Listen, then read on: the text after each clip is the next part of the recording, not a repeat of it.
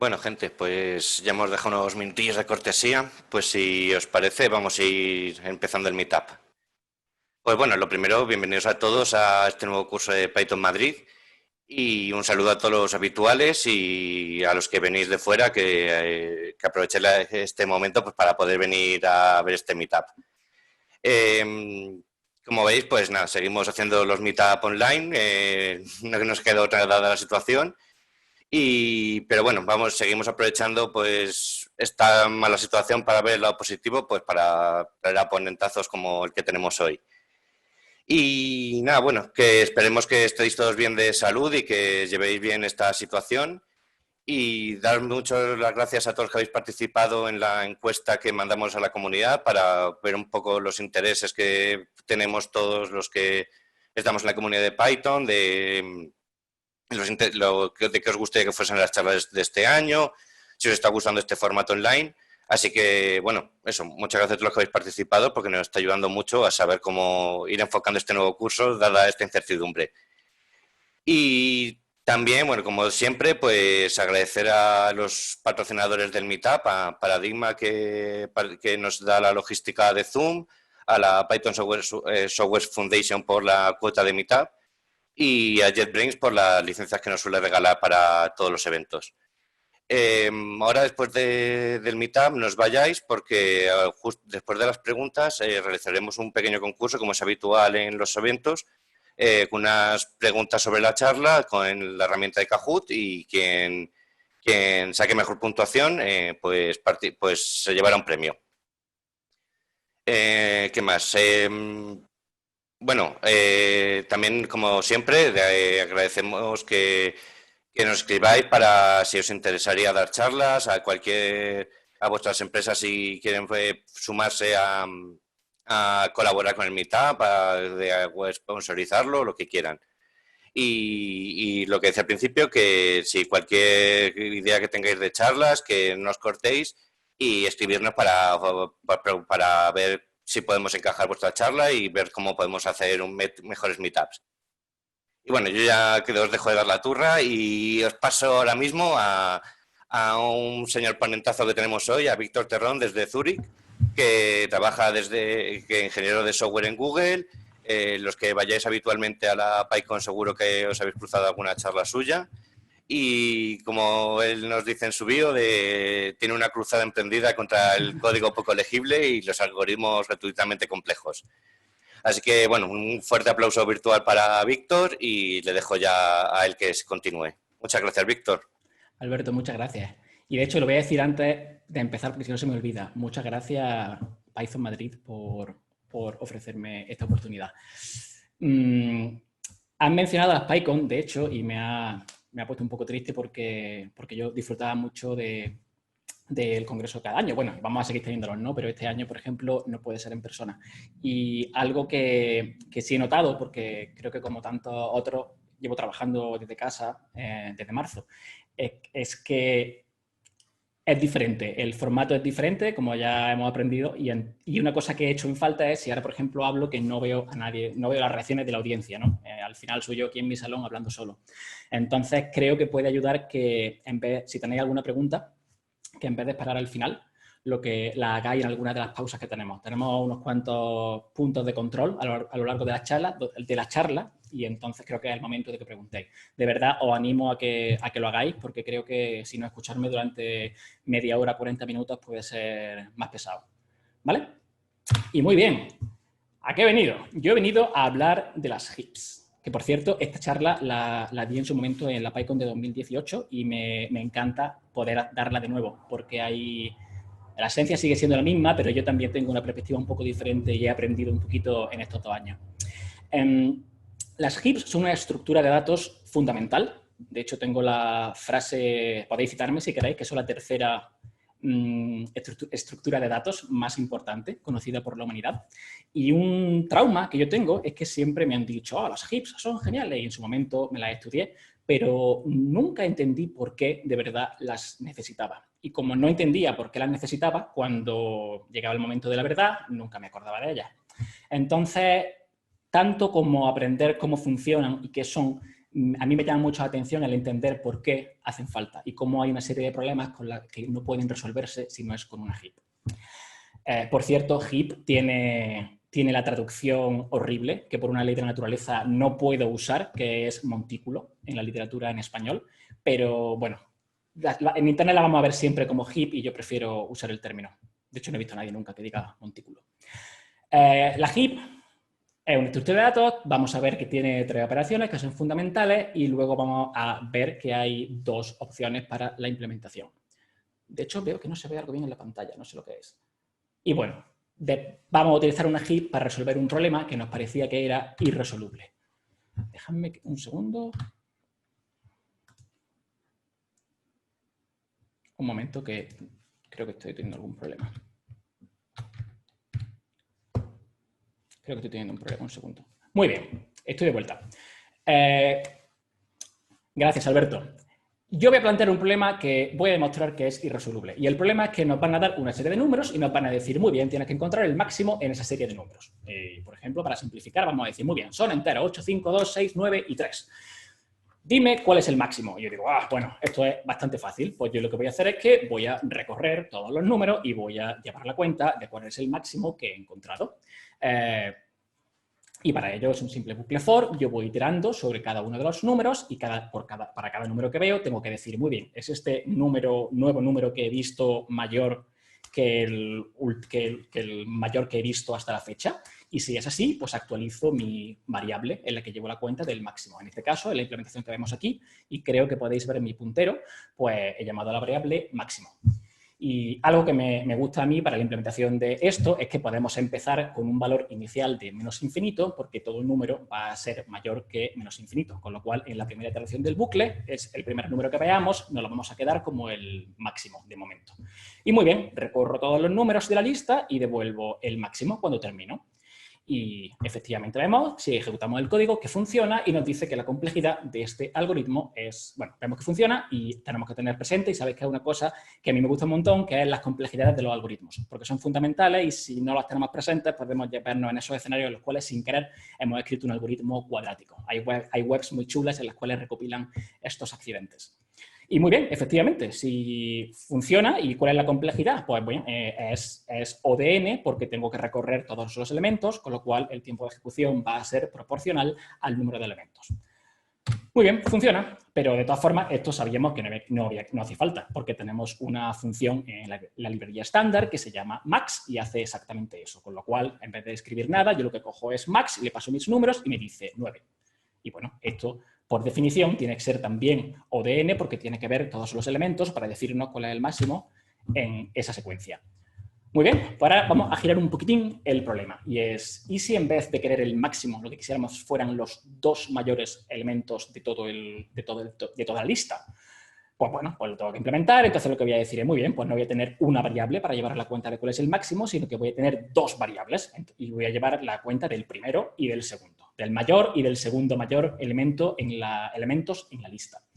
Y efectivamente veo que si me la recorro, pues bueno, pues el algoritmo en esencia es el mismo, solo que ahora tengo que tener en cuenta no una variable, sino 2, con lo cual cada vez que veo un número tengo que decir, muy bien, ¿es este número mayor que el máximo que he visto hasta la fecha? Pues si lo es, tengo que actualizar. Y tengo que actualizar las 2 variables porque este nuevo número se pone el primero y el anterior mayor desplaza al segundo. Y si no es mayor que el mayor, tengo que comprobar si es mayor que el segundo mayor. Y bueno, funciona.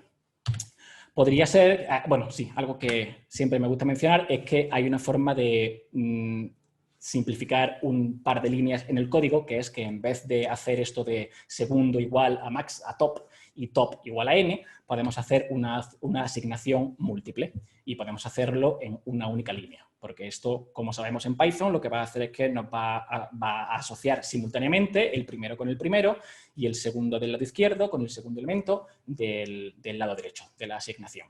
Pero bueno, la solución en el fondo no cambia. Lo que estoy haciendo es recorriendo de nuevo y comparando no con 1, sino con 2 máximos. Muy bien. ¿Y si en vez de 2 fueran 3? Pues muy bien, pues es lo mismo. Tengo que tener ahora no solamente 1 o 2, sino 3 variables en las cuales voy almacenando los máximos y tengo que ir comprobando cada número de elementos si es mayor que 1, que 2 o que el tercero. Y bueno, ¿cuál va a ser la complejidad? Pues va a ser K de n, porque en cada paso hacemos K comparaciones y tenemos que hacerlo n veces para n elementos. Pero bueno, O de K de n recordamos que al final lo que domina en cálculo asintótico es la n, con lo cual esto sigue siendo tiempo lineal de ejecución. Vale, 1, 2, 3, pasa que llega un punto que lo que hay que hacer realmente, la pregunta ahora que ya inevitablemente veíamos que se acercaba era, muy bien, ¿y cómo generalizamos esto? Y si en vez de tener una función para 1, una función para 2, lo que tenemos es que el número de elementos que queremos es un parámetro. Y entonces nos pide, muy bien, pues necesitamos ahora escribir esta función, donde el número de elementos se recibe como segundo argumento. Muy bien, pero eso también podemos hacerlo. Lo que voy a hacer es que voy a coger mis números, voy a ordenarlos y voy a coger pues, los n que yo quiera. Por ejemplo, si me dijeron, para la última implementación que vimos, que dijeron, quiero los 3 mayores valores. Muy bien, pues como sort ordena de menor a mayor, lo que hago es coger los 3 últimos. Y eso, pues por supuesto, lo que hacemos es utilizar el operador corchete, el slice, el operador slice, y entonces cogemos los 3 últimos. Y bueno, la complejidad de esto pues va a ser en el logaritmo de n, porque hay que ordenar la lista, en este caso, y ordenar una lista es en el logaritmo de n y quicksort. Y luego vamos a coger los 3 últimos, que es de acceso si es constante. Con lo cual, en el logaritmo de n, que es un poquito más espacio, pero sigue estando bastante bien. Con lo cual, puedo ir a mi función que habíamos escrito antes y digo, muy bien, pues ¿cómo encuentro los máximos? Pues ordeno y devuelvo tantos como me hayas pedido. Y, efectivamente, si la comprobamos, vemos que funciona.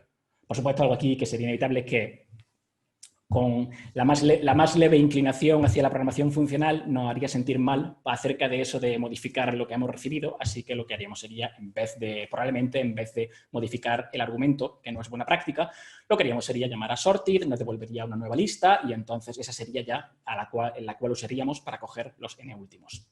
Muy bien, funciona. Y este es el primer punto de control. De hecho, anécdota, mientras se escribe alguna pregunta, si hay alguna, es que tenemos al mismo señor a lo largo de toda la charla, porque como iba de hipsters, juego de palabras, pues tenemos al señor y vamos viendo cómo evoluciona su carrera profesional conforme aprende a usar las hips. De momento lo veo más o menos normal. No sé si hay alguna pregunta. Podemos dar unos segundos. Sort no usa una por ahora no hay ninguna. Hay una pregunta aquí de Enrique. Enrique, no sé quién eres, pero mini punto. ¿Sort no usa una heap estable por debajo? Muy bien. Aquí habría que citar a alguien que supiera más de los detalles internos de Python, pero la última vez que yo lo miré, Python utilizaba quicksort, como creo que la mayor parte de los lenguajes de programación. De hecho, Enrique, eso adelanta una cosa que mencionamos luego, que es que las heaps tienen su origen en otro algoritmo de ordenación, que es heapsort. Pero... Ah, es cierto, está Pablo Gómez. Sí, menciona Pablo Gómez que cree que usa teamsort. Y, Pablo, ¿puedes compartirlo? ¿Es teamsort algo así como una variante, una optimización de quicksort? No te sé cómo devuelvo la pregunta a Pablo. Pablo, estamos todos mirándote a ti ahora. Sí, mezcla varios algoritmos. Muy bien. Gracias, Pablo. Teamsort está basado en mergesort. Vale, me gusta. Damos 10 segundos más por si hubiera alguna pregunta que no sea dejar mal al ponente. Vale. Bueno, por recapitular, porque creo que no se va a guardar en la grabación la charla, hemos aprendido, y yo lo he vuelto a aprender porque lo olvido siempre, que Python no usa quicksort, sino que utiliza teamsort, que a su vez es una variación de mergesort con optimizaciones. Gracias David, Pablo y Enrique.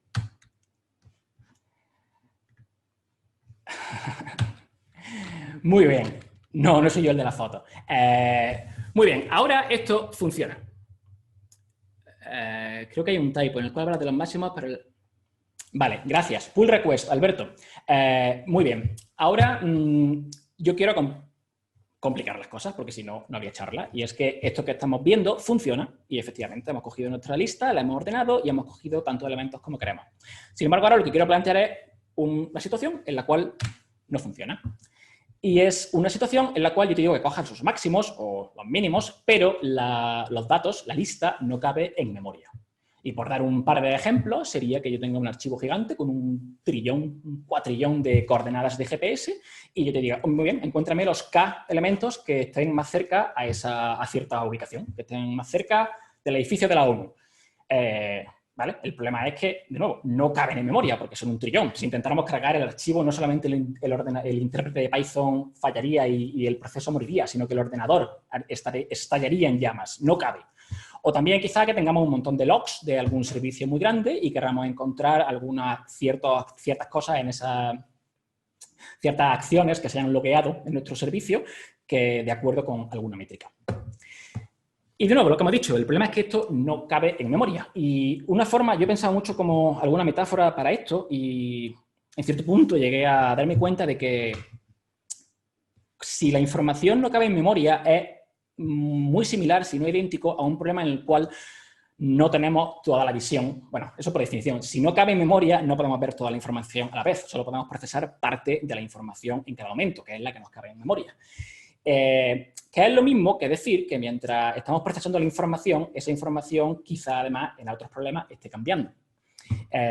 Y un ejemplo sería que tengamos una serie de peticiones que nos vayan llegando y en cada momento haya que coger la petición que sea más urgente, porque no todas las peticiones en nuestro servicio tengan la misma prioridad. Ahí tampoco podemos decir, muy bien, voy a ordenar todas las peticiones, porque no estamos abarcando desde el comienzo del universo hasta el final, sino que solamente sea las que he recibido hasta ahora. Todo lo cual, un poco de filosofía barata para decir que no me cabe toda la información, ya sea porque o no la tengo o porque está cambiando, con lo cual no puedo simplemente ordenar y cogerlos en elementos que yo quiera. Para acompañar el ejercicio, de hecho, he pensado muy bien, pues lo que vamos a hacer es, voy a crear un fichero. Si vais al repositorio en GitHub podéis ver que efectivamente hay un montón de números en ese archivo de texto. Y bueno, lo que hice fue meter unos cuantos números al azar. Yo tengo ahí un montón de números. Y este fichero, para mantener las cosas, para que las cosas sean sencillas, lo que tiene es un número por línea. Y muy bien, pues voy a procesar, voy a resolver este ejercicio ahora. No lo tengo en una lista, sino que lo tengo en un fichero. Pues entonces, ¿cómo encuentro el máximo número que hay en el fichero? Pues básicamente lo mismo, solo que en vez de iterar sobre los elementos que hay en la lista que recibo como argumento, lo que voy a hacer es iterar sobre el descriptor del fichero. ¿Verdad? Porque cuando abrimos un fichero en Python con Open, lo que nos da es esta variable que casi siempre se llama fd por convención, y este descriptor de fichero es iterable, lo cual quiere decir que podemos usar un bucle for e iterar sobre el fichero, y de una forma muy elegante lo que hace Python es que nos devuelve una a una las líneas del fichero, con lo cual yo itero sobre el fichero, después de abrirlo, voy cogiendo los elementos uno a uno, quito los espacios en blanco, los saltos de línea, lo convierto a entero y hago lo que estábamos haciendo antes en nuestro ejercicio más sencillo, y es que compruebo si este elemento que acabo de ver es mayor que el mayor elemento que he visto hasta la fecha. Y puedo demostrar que funciona porque si lo ejecutamos vemos que el número mayor, el máximo número que hay en el fichero es 49. Y como siempre, hablando de complejidades, la complejidad de esta implementación sigue siendo la misma que antes, porque al final hay que recorrer n líneas que tiene el fichero, con lo cual va a ser O de n tiempo lineal.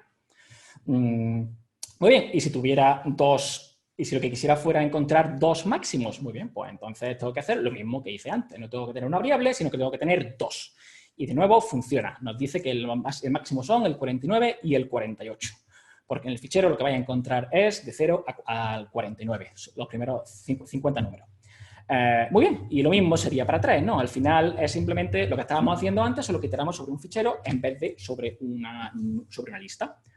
Ahora, ¿cómo generalizamos esto? Como hicimos antes, porque ahora hemos dicho, no caben. Bueno, en este caso muy sencillo, sí. Lo que pasa es que yo no quería que reventara GitHub. Y si en vez de 50 elementos lo que tenemos fueran 50 millones, no voy a poder cargar el fichero y ordenarlo. Con lo cual, ¿qué hago después de abrir el fichero? Muy bien. Pues entonces lo que vamos a hacer es ahora intentar solucionar este problema si no supiéramos que existen las heaps. Y bueno, yo pues, lo pensamos mucho y yo diría, muy bien, pues lo que tengo que hacer es, bueno, pues vamos a hacer la solución primera más sencilla. Si no me caben, lo que voy a hacer es que voy a mantener una lista, voy a tener una lista y voy a mantener en esa lista los K elementos que me has pedido, los 2, 3, 5, los que sean, mayores números que he visto hasta la fecha. Entonces, Cuando vea un nuevo número recorriendo el fichero, lo que voy a hacer es comprobar si este nuevo número es uno de los n mayores. Por ejemplo, en este caso, cada número que veo 2 y digo, muy bien, ¿es 2 alguno de los estados entre los 3 mayores números que he visto hasta la fecha? Que es lo mismo que compararlo con el menor de esos 3. Y bueno, como veo que 2 no desplaza ni al 3, ni al 5, ni al 7, pues lo ignoro. Sin embargo, cuando veo 6, 6 sí es mayor que uno de ellos, que es, bueno, de hecho, que 2 de ellos, que de 3 y de 5, con lo cual inserto 6 y 3 es el que se sale. Y bueno, así funciona, ¿no? Al final, no me cabe no puedo cargar el fichero entero, pero sí puedo mantener en memoria los K números que quiero, ¿verdad? Entonces lo que voy a hacer es mantener esos y solo esos en memoria. Entonces voy a escribir mi solución de esa manera. Abro el fichero. Una pequeña optimización que podemos hacer aquí es que, bueno, para los primeros K elementos que veo, no hace falta que compare nada, simplemente puedo añadirlos. Y para el resto de números, lo que hago es, encuentro el menor número y veo si tengo que meterlo desplazando a otro. Y esto, pues, funciona. Ahora, ¿cuál es la complejidad? Bueno, pues la complejidad diríamos, vale, pues hay n loops, porque hay n bucles del bucle for, porque hay n elementos, n líneas en el fichero, n enteros, y para cada uno de los números tengo que buscar el mínimo, que va a ser O de K, porque va a recorrerse en el caso que veíamos antes, los 3 que teníamos en memoria, y vamos a tener que hacer un borrado, que es... un momento. Sí, y vamos a tener que borrar el elemento. Y borrar un elemento en Python, esto es algo que a veces se nos olvida y nos sorprende cuando menos nos lo esperamos, que borrar, hay que tener presente que borrar en una lista es O de n, en este caso O de K, porque hay que desplazar los demás. Si yo borro un elemento en la mitad de una lista, los demás hay que desplazarlos hacia la izquierda. Entonces, eso es O de K al final, porque domina la K, podemos quitar la constante y vemos que la complejidad es O K de n. Pero bueno, O K de n está genial, ¿no? Porque ya aprendimos que si K es una constante y es independiente de n, podemos quitar la K y entonces eso sería O de n. Pero hay un problema, que es que K podría ser no independiente, sino una función de n. Y eso, por poner un ejemplo realista, sería que nos dijeran, muy bien, encuentra del fichero, no 1, 2 o 3, que van a ser constantes, sino encuéntrame todos los números que estén por debajo de la mediana, donde entonces K sería igual a un medio y entonces estaríamos en complejidad cuadrática. De hecho, bueno, aquí no podéis hacer clic, pero si veis las transparencias en GitHub, hay una conversación exactamente de esto respecto a la independencia de esa K respecto a n. Recordatorio constante de todos los años de que las complejidades algorítmicas son fundamentales porque si bien un algoritmo en tiempo lineal es muy aceptable, una cosa cuadrática es, y creo que podéis ver mi cursor, es esta línea roja que es terrorífica. De hecho, si esta pendiente no os asusta lo suficiente, podemos hacer unos cálculos con la servilleta, así en un sobre, y podemos ver que por ejemplo, donde un algoritmo si tuviéramos un algoritmo lineal que procesara 1000 elementos en un segundo, un algoritmo cuadrático se nos pone ya en 17 minutos. Y dar el salto de 1000 elementos a 10.000 elementos ya sería más de un día, ¿vale? Cuando el cambio simplemente es solamente 10 veces más información, pero no son 170 minutos, es mucho, mucho más de 10 veces en tiempo. Ese es el problema de una función cuadrática. Muy bien, entonces, si pensamos, si me dejáis saltar aquí atrás, pues lo que a mí me hace pensar esto es, claro, es que a mí lo que no me gusta de aquí es que yo tengo que borrar, este borrado es caro y siempre nos recuerdan, borrar un elemento de una lista es caro porque, de nuevo, salvo que quite el último elemento, voy a tener que desplazar todos los elementos para que rellenen el elemento uno a la izquierda, ¿verdad? Si elimino el elemento de la posición i, todo lo que esté en i más 1, tengo que y demás, en adelante tengo que desplazarlo hacia la izquierda, porque tienen que ocupar posiciones contiguas en una lista, es un array. Entonces digo, vale, pues lo que voy a intentar es no tener esas llamadas caras a borrado. Entonces lo que voy a hacer es, ¿y si en vez de borrado fueran todos pops? Eso sería tiempo constante. ¿Cómo puedo hacer que en vez de borrar solamente haga pop? Pues lo que voy a hacer es que voy a almacenar los máximos, los K máximos que tengo en memoria, voy a almacenarlos en orden decreciente, porque como cuando desplazo un elemento siempre tengo que quitar el último, entonces lo que voy a hacer es que si tengo que sacar un elemento, lo que hago es que simplemente hago un pop e inserto el nuevo. Entonces así me quito esa operación O de K, que es el borrado, y la cambio por un O de 1. Es perfecto. Y de hecho lo implementamos. No se ha renderizado bien. Y de hecho lo implementamos. Y lo que decimos es, muy bien, pues es lo que voy a hacer. Si veis, el cambio que estamos haciendo aquí es que cada vez que yo añado 1, lo que hago es que siempre llamo a ordenar. Le digo, utilizo la keyword reverse para que lo ordene en orden decreciente. Y entonces, si tengo que sacar alguno, pues como hemos dicho, llamo a un pop y llamo a un append. De hecho, aquí pone O de K y es O de 1. Con lo cual, la complejidad sería... vale, un segundo.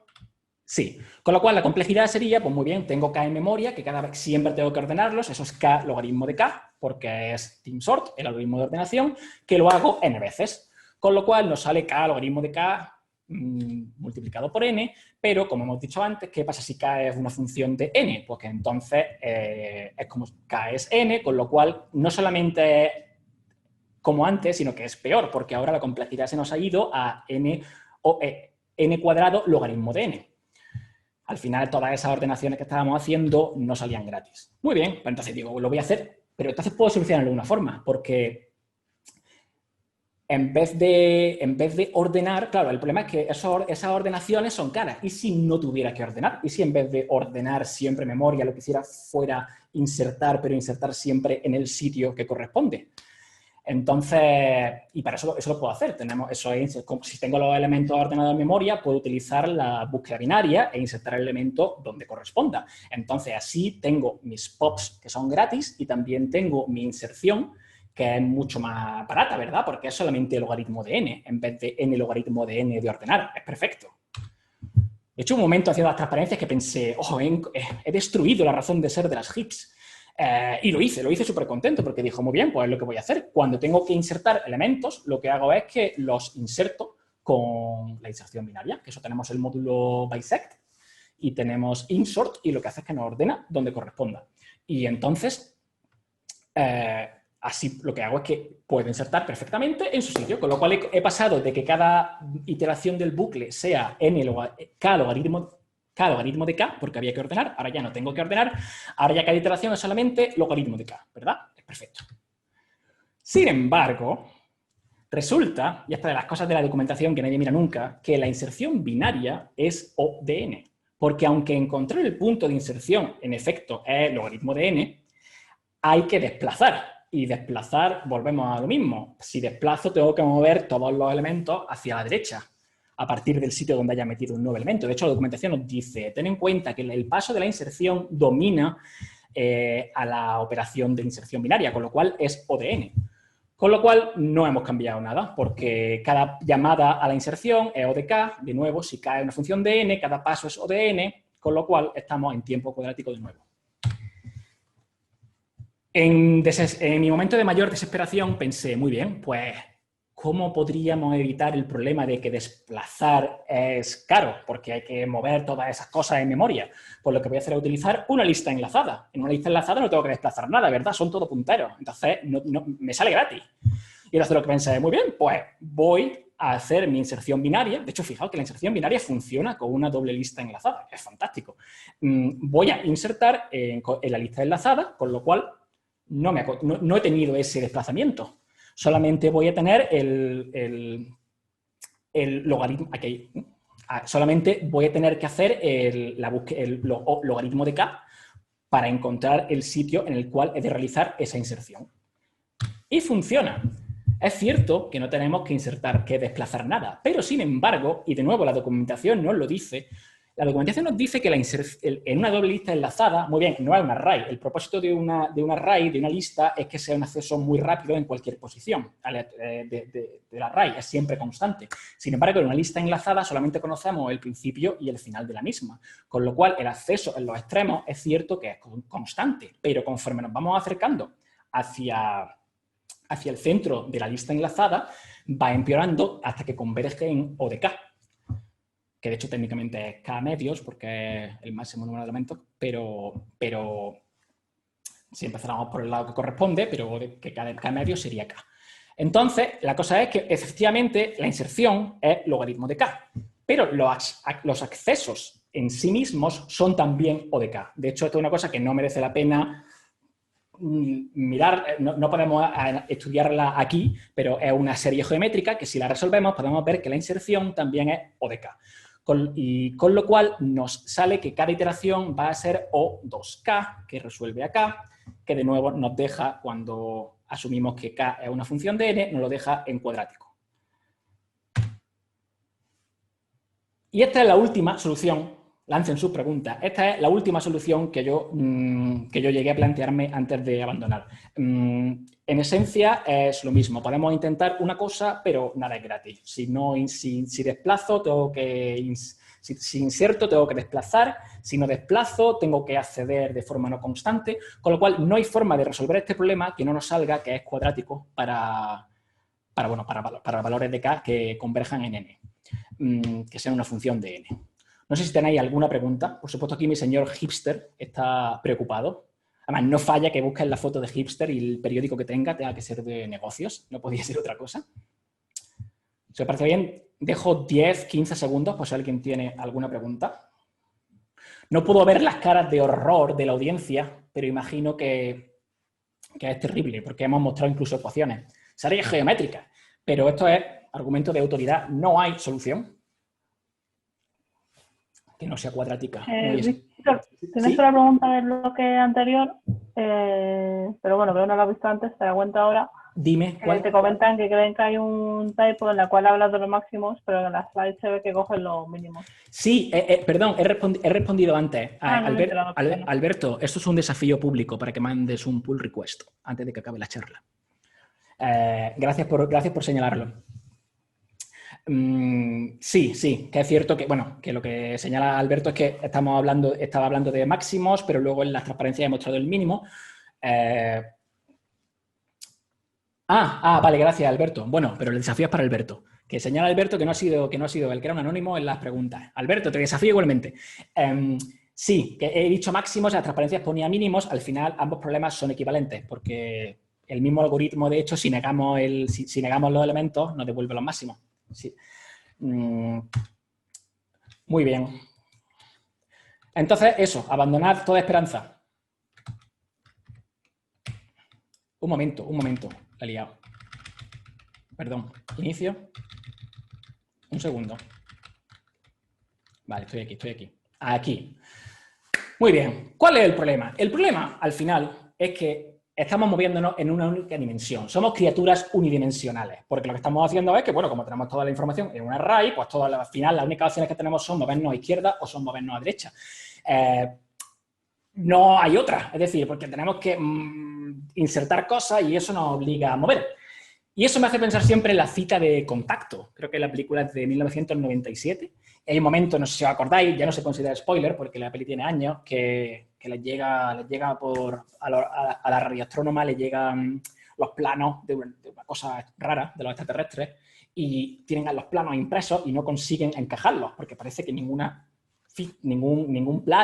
hoja encaja con otra. Y al final es un personaje enigmático que le dice, claro, porque son extraterrestres, ellos no van a moverse en solamente 2 dimensiones, son listos, así que van a hacer cosas en 3D, lo cual debe ser poco práctico. Y entonces es verdad, si coges la información y no la intentas unir así, sino que la unes en cubos, pues funciona. Y es exactamente lo mismo. Al final, si tenemos límites en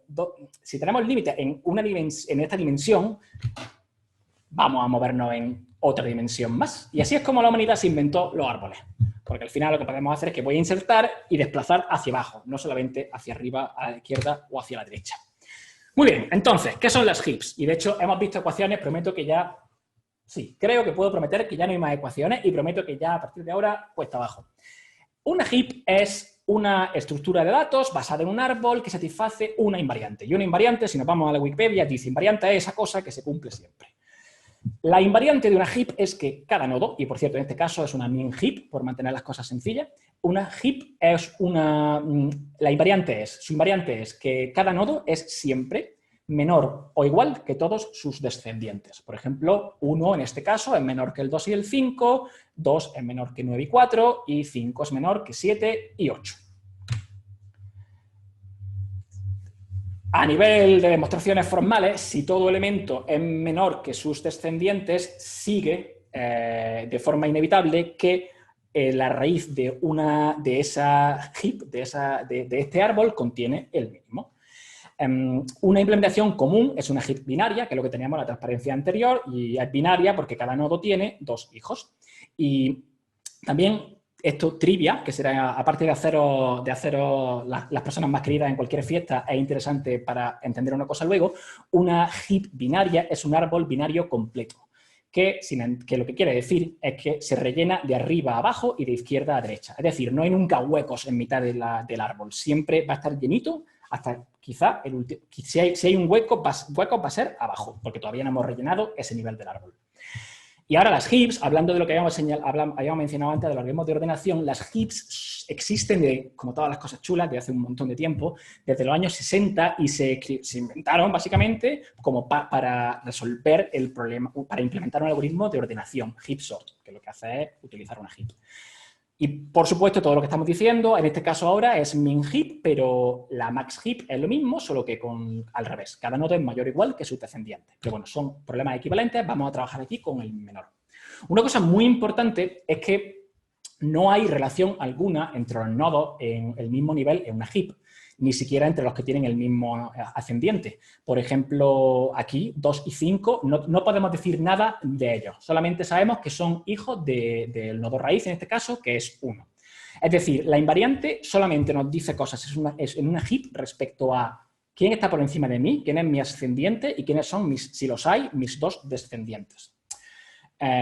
Lo cual, dicho de otra forma, es que lo único que podemos asegurar con certeza en una heap y lo único que nos garantiza la invariante es que el menor elemento en una min heap está en la raíz. Ya está.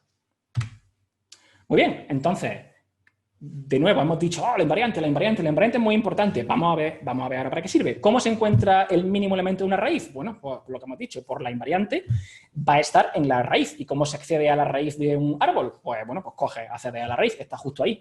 Eso es tiempo constante y nos da el mínimo. Con lo cual, encontrar el mínimo en una heap es tiempo constante. ¿Cómo se elimina un elemento? ¿Cómo se elimina la raíz cómo se elimina la raíz del árbol? ¿Cómo se elimina el mínimo elemento de una min heap? Pues vamos, ¿cómo hacemos pop de ese elemento? Pues eso es tiempo logarítmico. Es tiempo logarítmico y os lo voy a enseñar con un ejemplo, pero la idea es que si yo borro el elemento tengo que rellenarlo con algo y tengo que restablecer quizá la invariante. Y aquí tenemos la descripción en texto, pero es mucho mejor verlo con este ejemplo. Digamos que digo, muy bien, elimíname el último elemento, el menor elemento de la heap. Hazme un pop, borra el 1. Muy bien, pues lo borro.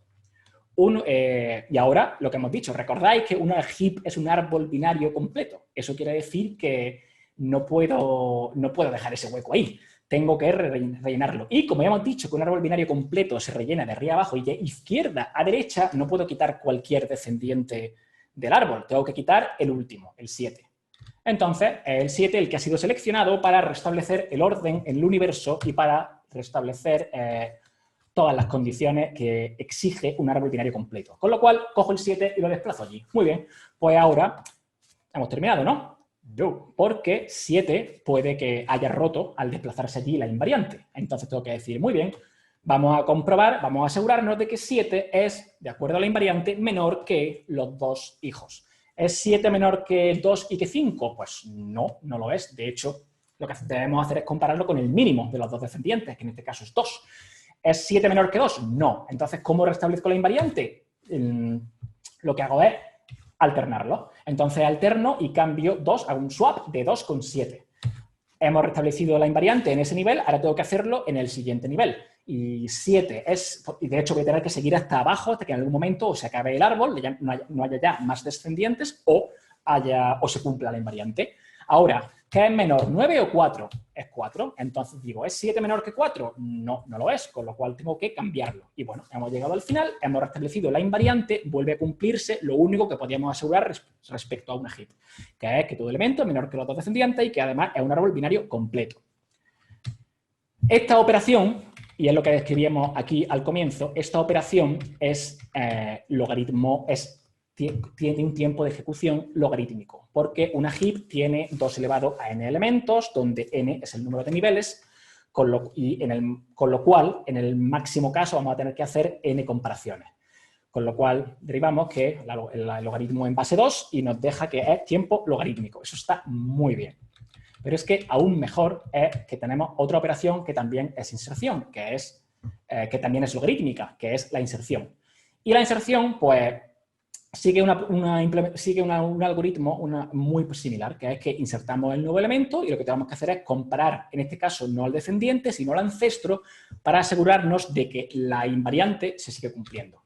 Entonces, de nuevo, insertamos el elemento y vamos a insertarlo pues, aquí, porque no queda otra, porque es un árbol binario completo. Inserto, asumamos que insertamos un 3. Pues ahora, 3 y 5. ¿Cierto? Porque el ascendiente de 5 de 3 es 5. Entonces, ¿es 5 menor o igual que 3? Pues no, no lo es. Entonces, lo que tengo que hacer es cambiarlos. De momento, ese nivel ya está bien. Ahora, tenemos que seguir ahora hasta arriba o hasta que ya no haya que... O podamos parar porque ya se ha restablecido la invariante. ¿Es 2 menor que 3? Pues sí. Pues mira, no tengo que seguir, no hay que cambiar nada más. Ya volvemos a tener nuestro nuevo elemento en la heap y se cumple la invariante. Con lo cual, atención, y sé que ahora mismo estáis conteniendo el aliento en vuestras casas, tenemos una estructura de datos que nos permite tanto añadir como eliminar elementos en tiempo logarítmico. Y esto es básicamente lo que nos hacía falta y el mundo en 1964 cambió para siempre. Aparte de para fricadas raras, la heap se utiliza para, por ejemplo, como hemos dicho antes, la heap sort es fundamental para implementar bien el algoritmo de Dijkstra, para encontrar el trayecto más corto entre una serie de puntos, ¿verdad? Y también para el K-way merge, que es la forma que tenemos de, si tenemos ya una serie de secuencias ya ordenadas, que son parciales, o sea, ordenaciones parciales de nuestra información, podemos unir esas secuencias ya ordenadas y producir un resultado final.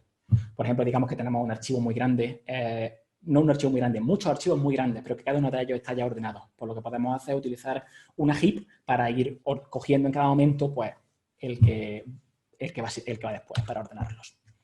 Mi señor está mucho más contento. Y hablando por teléfono, por supuesto, porque es una persona ocupada. Dejamos 15 segundos, pues si alguien tiene alguna pregunta. Sí. Carlos pregunta, ¿no tendría que comprobar que todos los hijos son menores? ¿No solo coger el primero menor que encuentra? Bueno, es que yo eso creo que se deriva de que si tienes 2 hijos y te comparas con el menor, pues si eres menor que ese también vas a ser menor que el otro. Luciano. Ah, vale, eso no es para mí. Vale, se deriva de eso. Vamos a mostrar el ejemplo de antes. Aquí, por ejemplo. De hecho, si me puedo comparar a alguien, si me puede confirmar alguien que veis mi puntero, me lo agradezco. Si 2 es menor que 3, si 3 es menor que 4 y 2 es menor que 3, pues 2 también es menor que 4. No hace falta comparar con los dos, solo tienes que compararte con el mínimo. ¿Está mi audio de vuelta? Gracias. Vale. ¿Heap es lo mismo que árbol binario de búsqueda? No sé si me lo enseñaron mal así. Es un mundo, pero el árbol binario creo que hay más información en un árbol binario que la invariante que hemos descrito de una heap, ¿verdad? En un árbol binario, por ejemplo, a lo mejor tiene... No se está hablando de lo mismo, ¿vale? Pero si yo implemento un árbol binario, tendría a lo mejor todos los elementos menores que mi raíz los tengo a la izquierda, todos los mayores a la derecha. Tendría otra garantía y otras relaciones entre los nodos, más allá de la que hemos descrito en este caso. Muy bien, gracias por la confirmación de que sea mi cursero. 10 segundos más.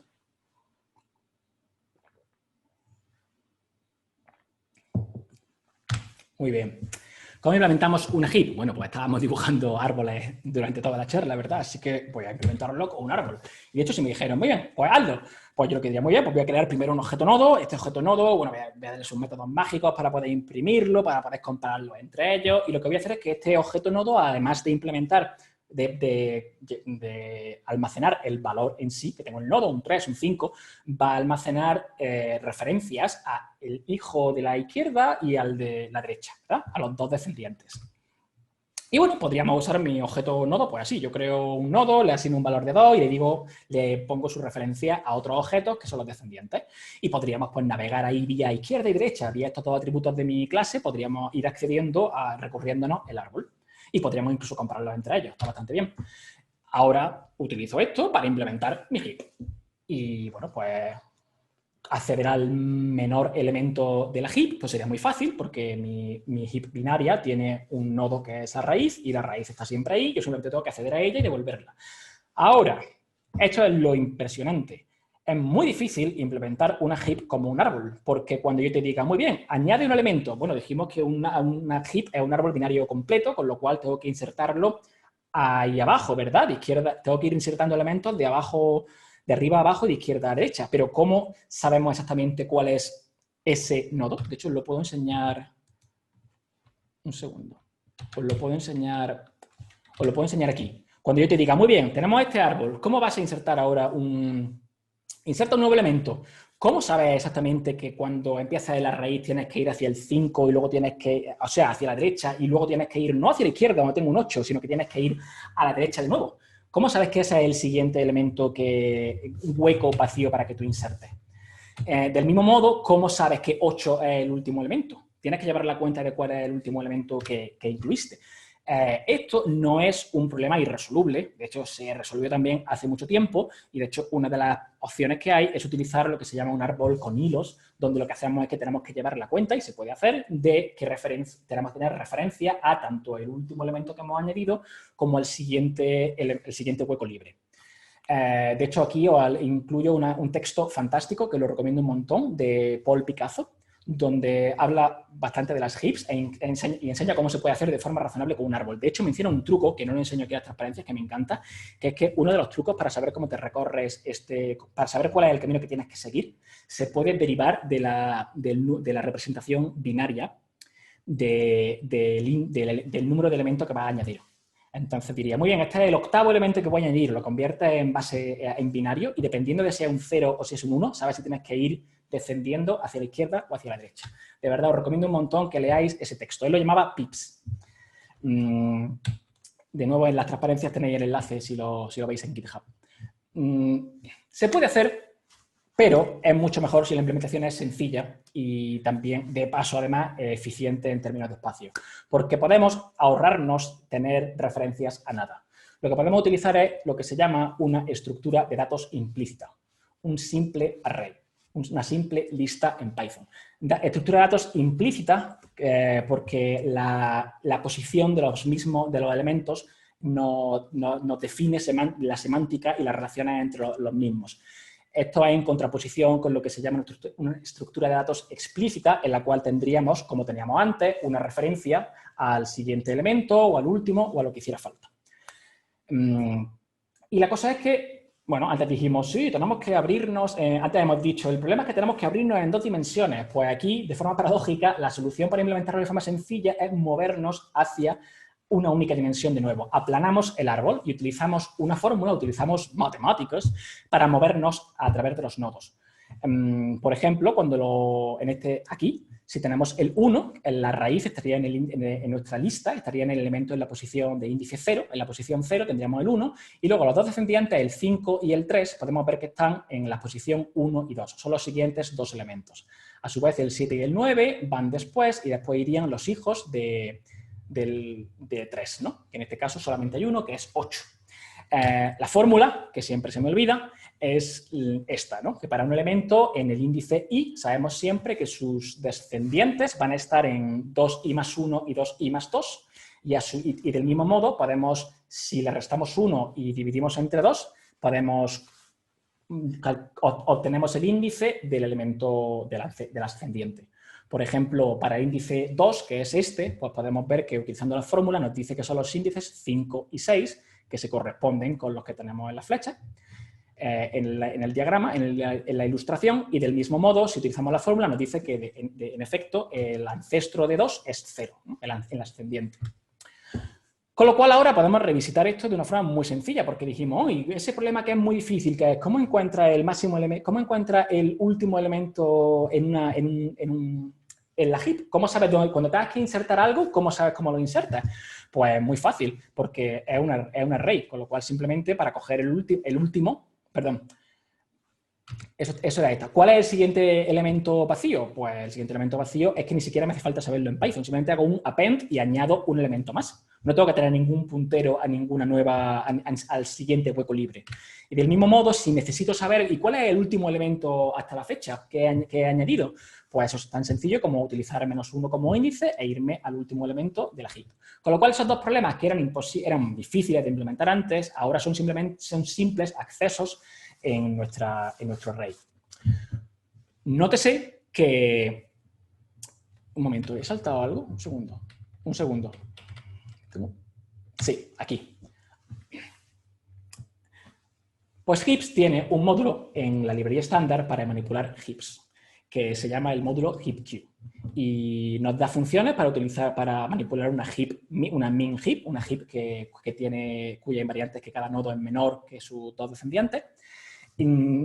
Ahora, algo que a mí nunca me ha convencido del todo, y sé que hay razones para que sea así, es que no nos da una clase heap que podamos utilizar directamente, sino que nos da funciones que manipulan una lista manteniendo la invariante. Con lo cual, es una lista que también es una heap y tenemos que utilizar las funciones del módulo heap para manipular esta lista, de forma que la invariante de la heap se mantenga. Yo cuando he usado el módulo heap en mi código tiendo a encapsularlo de una forma muy fácil en una clase porque me gusta más la idea de tener una función que yo diga simplemente pop, ¿no? O push, sin tener que pasarle la lista como argumento. Dos consecuencias de esto es que el primer elemento va a ser siempre el mínimo, es decir, el elemento de la posición con índice 0 en la lista, y también que llamar a sort mantiene la invariante de la heap. Por lo cual, muy bien, tanto hablar para llegar a este punto. ¿Cómo se crea una heap vacía en Python? Pues simplemente creo una lista vacía, porque es la estructura de datos implícita que usamos para ella. ¿Cómo añado un elemento a la heap? Pues simplemente llamo al módulo heap push. Por ejemplo, en este caso llamo a 2, a 5, 2 y 3. Y cuando imprimo por pantalla mi heap, veo que ahí están los números. Nótese que no se han guardado exactamente como los hemos añadido, porque cuando llamamos a heap push, tuvo que restablecer la invariante y se ha asegurado de que, en efecto, el mínimo elemento esté en la posición 0. ¿Cómo encuentro el mínimo? Posiblemente acceso constante, cojo el elemento en la posición 0 y tengo ahí mi 2. ¿Cómo quito el mínimo elemento? Pues llamo a pop. Heap pop elimina el último elemento de una heap, el mínimo elemento de la heap, elimina la raíz y, si hace falta, restablece la invariante. También, de hecho, que esto es algo muy habitual, si vamos a quitar un elemento añadir un elemento y luego vamos a quitar uno, ¿vale? Que es un paradigma muy habitual, necesito que haya un número constante de elementos en mi heap. En vez de llamar a heap push y luego heap pop, lo que podemos hacer es utilizar esta otra función que es heap push pop, que no solamente es más explícita, porque está ahí en el nombre, sino que además tiene optimizaciones y es incluso más rápida.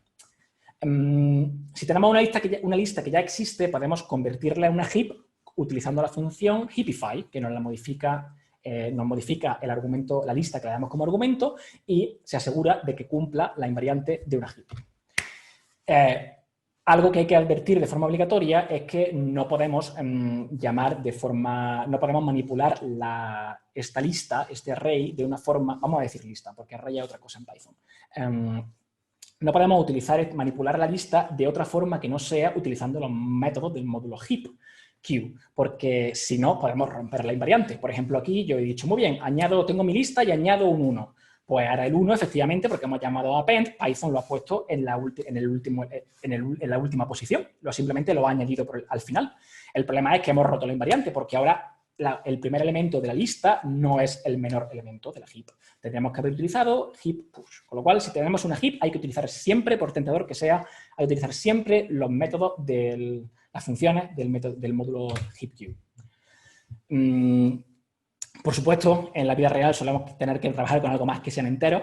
Podemos hacerlo con nuestros propios... Podemos meter cualquier cosa en esa lista, siempre y cuando sean comparables, ¿no? Si se pueden comparar, porque heap al final va a tener que comprobar si un elemento es mayor que otro, es menor o igual para poder hacer sus comparaciones. Y de nuevo, Python mantendrá la invariante. Es que estoy dando algo que no es. Un segundo. Sí, podríamos, por supuesto, utilizar... Hay algo que se ve en la documentación muchas veces, es que se utiliza una tupla con dos elementos, donde tendríamos como primer elemento la prioridad y el segundo sería el objeto en sí, ¿no? Y como Python compara tuplas comparando el primer elemento con el primer elemento y si son iguales, entonces mirando al segundo, podríamos utilizar esta tupla de dos elementos como un proxy para la prioridad. Pero, por ejemplo, aquí tengo una persona y lo que voy a decir es, muy bien, pues tengo mis personas y yo las almaceno con su prioridad, ¿no? Sarah Connor, John Connor y Terminator, ¿no? Y entonces, pues, almaceno mi tupla y veo que efectivamente John Connor es el primer elemento en la heap, no solamente porque sea el personaje más importante, sino porque tiene un 2 y está en heap, entonces se va a asegurar al final 2 John Connor compara menor que 5 cualquier otra cosa.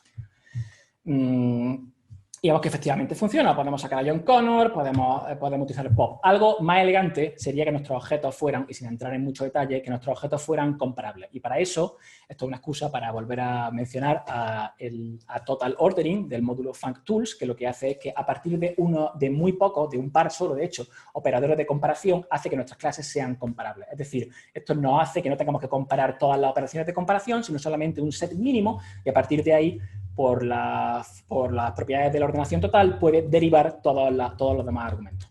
Esta es una cosa que a mí me gusta mucho porque nos permitiría que nuestras clases se pudieran comparar de forma directa. De hecho, aquí lo estoy haciendo que compara los apellidos, ¿no? Y si los apellidos son iguales, que compare los nombres.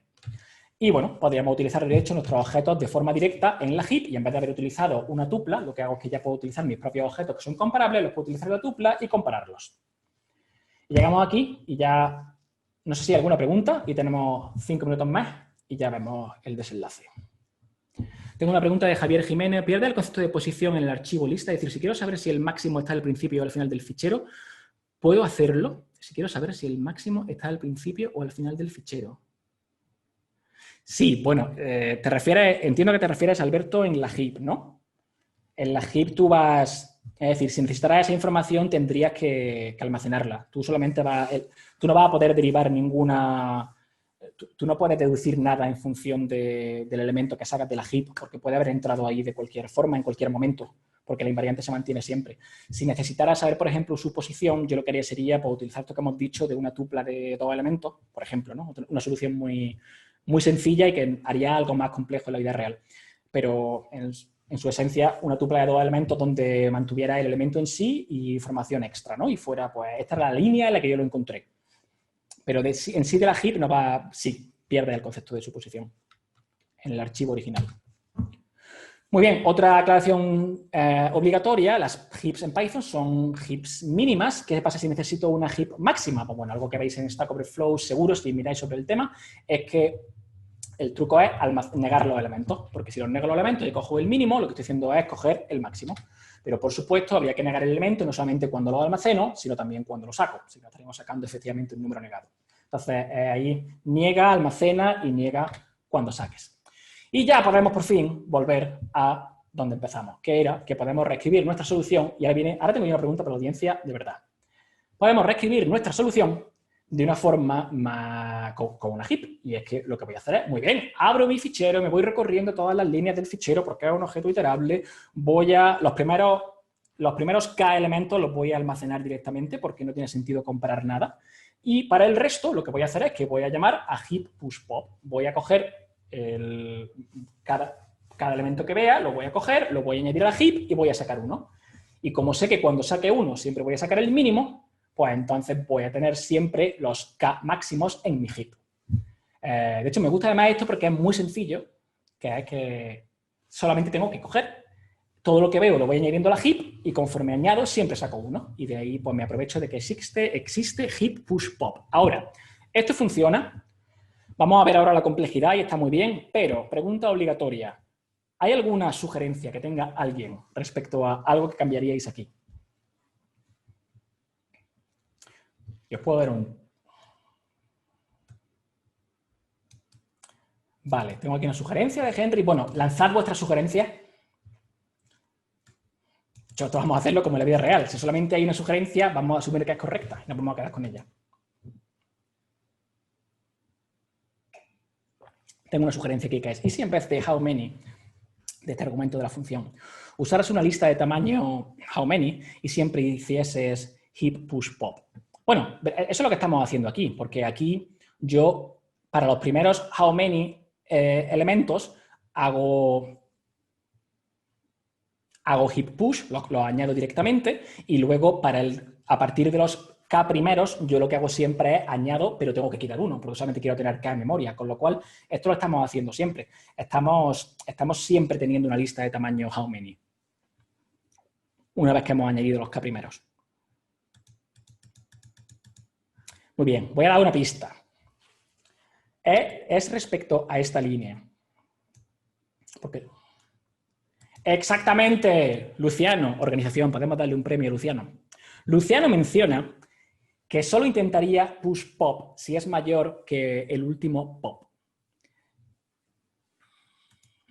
Yo voy a reformular lo que ha sugerido Luciano de otra forma, que es que no cambia el tiempo de ejecución logarítmico, pero exactamente, Henry aclara el último pic, exactamente. Muchas gracias, es lo que me hace mucha ilusión que lo habéis sugerido, porque efectivamente podemos añadir los elementos, añadir siempre cualquier elemento que veamos y llamar a pop inmediatamente después, y es cierto, la operación va a ser logaritmo de k, y funciona.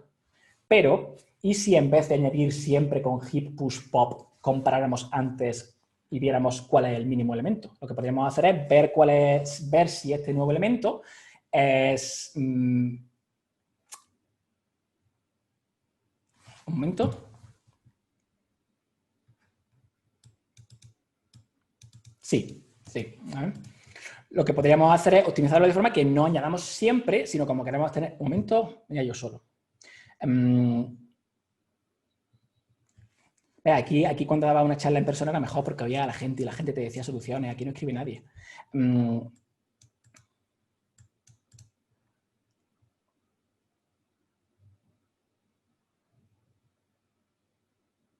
Claro, lo que podemos hacer es que en vez de añadir siempre y quitar el menor, lo que podríamos ver es si el nuevo elemento que tengo es menor que el siguiente, que la raíz de la heap. Entonces, no hacer el push pop de forma...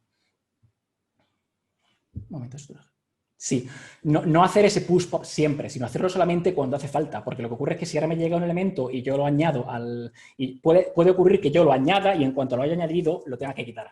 Entonces podríamos comparar con la raíz, ¿no? Lo que se suele llamar peak en la operación de un árbol, de una heap binaria, ¿no? Que en este caso en Python sería acceder al primer elemento, a la raíz, que es el mínimo. Entonces, esa es una optimización que podríamos hacer. Y bueno, y funciona. Aquí, ¿por qué no haces devuelve H? Pues sí, esto me lo sugiere... ¿es una pregunta anónima? No, J. Várez, ¿verdad? J. Várez, mándame un pull request, por favor. Creo que esto viene de cuando hice la implementación con tuples, pero es cierto que aquí podríamos devolver H directamente. No tiene sentido una lista por comprensión que no haga nada con los elementos. Así que, porfa, J. Várez, pull request. Y esto, de hecho, es mucho mejor, porque cada iteración es logaritmo de k, y porque hemos dicho que insertar en una heap es logaritmo de k y también lo es el borrado. Y si llamamos n logaritmo de k, bueno, si hacemos n iteraciones de bucle for, porque hay n elementos en el fichero, es n logaritmo de k. Y en el escenario terrorífico que hemos dicho antes, si k es función de n, eso nos deja n logaritmo de n. Con lo cual, que de hecho no es casualidad, n logaritmo de n es la misma complejidad que tienen los algoritmos de ordenación, incluyendo heap sort. Con lo cual teníamos que llegar aquí. Y ahora hay un plot twist, como dicen en internet, hay un giro de la trama final, que es que Python desde el primer día tuvo lo que necesitábamos. Exactamente lo que necesitábamos estaba en la librería estándar.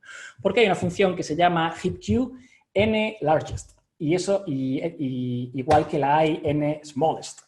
Y esta función lo que hace es que nos devuelve los k mayores o menores elementos del iterable que recibe como argumento usando una heap. Es decir, si tengo aquí mis valores y tengo una serie de números y yo le digo, muy bien, pues dame los n menores, módulo heapq, y le digo que me dé los 3 menores, me los devuelve. Hace exactamente lo que intentábamos hacer antes que no funcionaba, que era que coge todos los elementos, hace el equivalente, porque como hemos visto, está utilizando internamente una heap. Pero es como si tuviéramos memoria infinita, pudiéramos cargarlo todo, ordenarlo y coger los K que necesitamos. Pero solamente tiene que almacenar K en memoria porque utiliza una heap. También una cosa genial, optimizaciones que se van añadiendo en la vida real. Por ejemplo, si el número de elementos que queremos es solamente 1, lo que hace es que no necesita construir una heap y lo que llama es a max o a min, las funciones de la librería estándar, directamente, ¿no? Con lo cual, todo lo que estábamos haciendo antes es tan sencillo como abrir mi fichero y pasarle el objeto iterador y pasarle pues, todas las líneas, pasárselas, todos los números, pasárselos a la función del módulo heapQ en largest.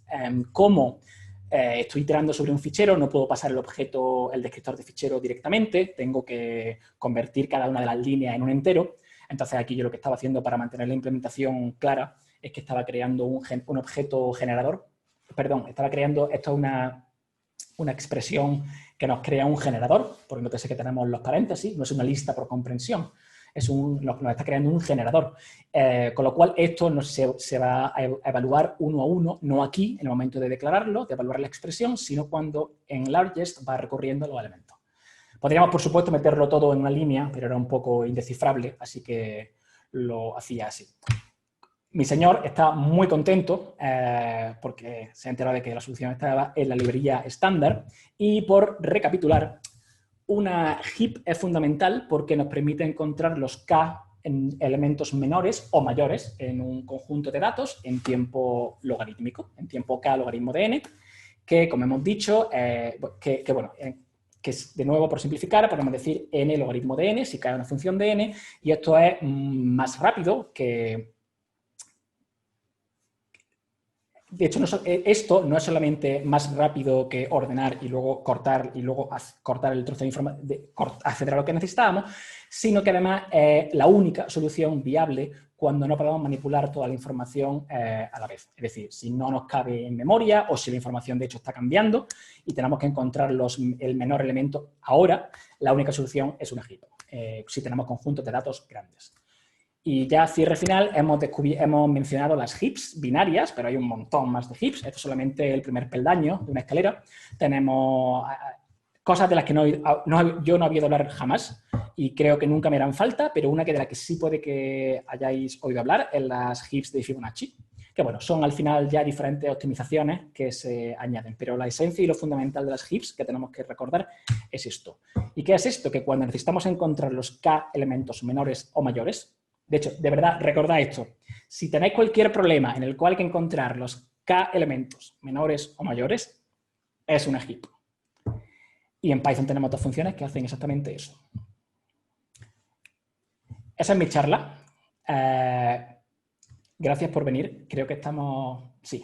De hecho, no he preguntado cuánto tiempo teníamos, así que asumo que teníamos todo el tiempo que yo quisiera. Última ronda de... vamos bien, vamos bien. Gracias, Alberto. Bueno, si tenéis alguna pregunta, tenemos todavía tiempo. De verdad, sí, ¿cuál es la URL del repo de GitHub? Me alegra que me haga esa pregunta. No está. Tengo que añadirlo. Pues os la dejo aquí. Es vtron xyz, pues todos los demás dominios están ya pillados.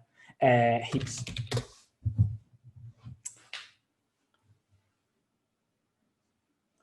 ¿Podrías poner algún otro ejemplo donde se precise usar heaps? Sí. Vámonos a la última transparencia. Cualquier problema en el que necesites encontrar K menores elementos o K mayores elementos. De verdad, pensaba que había una forma de ir directamente a la última, pero lo voy a cargar así. De verdad, es que lo que va a ocurrir si no, por supuesto, para problemas pequeños no importa. Si son 2 o 3, pues sí, pues tú coges lo que hace todo el mundo realmente, ¿no? Coges tus elementos, los ordenas y coges los n primero. Pero lo que va a ocurrir es que en algún momento el conjunto de datos va a ser más grande de lo que debería y el tiempo de ejecución se va a disparar. Creo que es como esto de los algoritmos de ordenación, ¿verdad? Que nos decían, Quicksort utiliza recursividad y ordena de una forma muy eficiente, pero cuando el número de elementos a ordenar es menor que cierto umbral, compensa hacerlo de forma lenta, ¿no? En la práctica es así. Si el conjunto de datos es pequeño, podemos sobrevivir sin una heap. Pero para cosas grandes va a hacer falta y la diferencia es impresionante.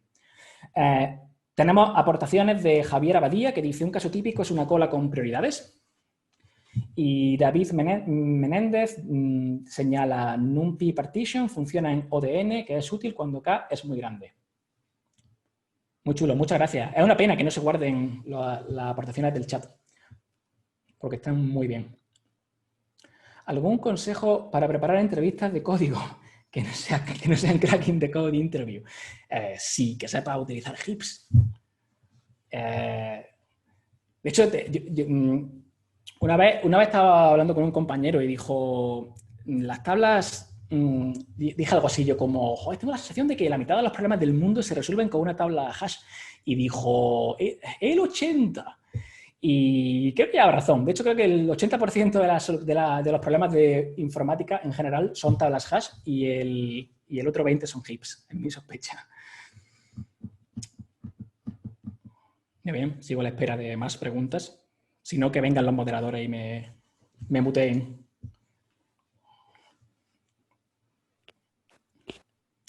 Todo bien, Víctor. Tenemos un poquillo más de tiempo. Si tenéis alguna pregunta más que hacerle, aprovechad ahora que le tenemos aquí. Vale, tenemos otra pregunta. Sinclair Perth pregunta: ¿se podría usar una heap sobre objetos complejos, no solo enteros, de forma que se pueda coger los n primeros últimos sobre una de sus prioridades? Algo así como sort key property. Sí, es decir, podría hacerlo. Eso es interesante porque sin heap no tiene un operador, el módulo heapQ y sus funciones, ¿no? El heap pop y heap push y demás, no tienen un argumento que sea key, como si lo tiene sorted. Sorted nos deja decir ordena en función de este criterio. En heap, con las heaps en Python no lo implementan. Y ahí están sus motivos, podéis buscarlo en Stack Overflow. Hay grandes peleas porque hay quien no está convencido por la respuesta, pero por supuesto, como siempre, es por un motivo muy razonable. Entonces, en módulo heapQ no tenemos el key property, no tenemos el argumento key para definir en base a qué queremos que se ordene. Con lo cual tendríamos que hacer lo que veíamos antes, de o bien utilizar nosotros el truco de una tupla, en la cual tenemos primero almacenado el criterio por el cual queramos ordenarlo y después tengamos el elemento en sí, o si no, encapsularlo tú en tu propia clase y hacer que esos objetos de tu clase sean comparables en función al criterio que tú necesites. David Menéndez dice que si queremos impresionar en entrevistas de trabajo, Bloom filters, tablas hash probabilísticas. Creo que los Bloom filters están muy chulos. Pero sí, al final, ¿ves? Pero me has dado la razón, David, al final son todo tablas hash. Que bueno, por supuesto en Python son diccionarios, ¿verdad?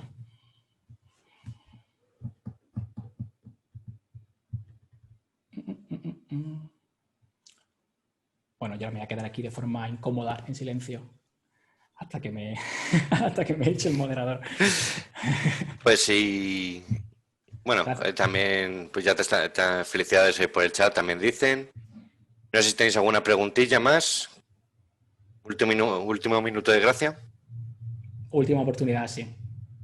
Bueno, por cierto, lo he dicho como desafío, pero lo digo en serio. Si me mandáis, porque habéis señalado varios errores, creo que me delata siempre que hago las transparencias en el último minuto. Si me hacéis un pull request, yo lo acepto y os pongo en el Wall of Fame, os pongo en el fichero de agradecimientos de la charla, porque es fundamental. De hecho, estas preguntas son geniales porque te hacen plantearte cosas, ¿no? que si de otra forma no las vería, ¿no? Me recuerda esta cosa que dicen siempre, que yo tardé mucho en entenderla, que es que aún más importante que escribir código es leer código de otra gente. Y al final esto es lo mismo, ¿no? Uno llega a la PyCon o al evento que sea, ¿no? A Python Madrid y da su charla y es precisamente lo que la gente te dice después, antes o durante, lo que te hace aprender un montón. Así que estas preguntas crueles, si bien me habéis dejado mal en vídeo para vergüenza eterna, es como se aprende, es como se mejora. Y bueno, si queréis buscarme por internet, podéis buscarme y yo respondo. De hecho, sí, está mi correo, es muy fácil de encontrar mi correo.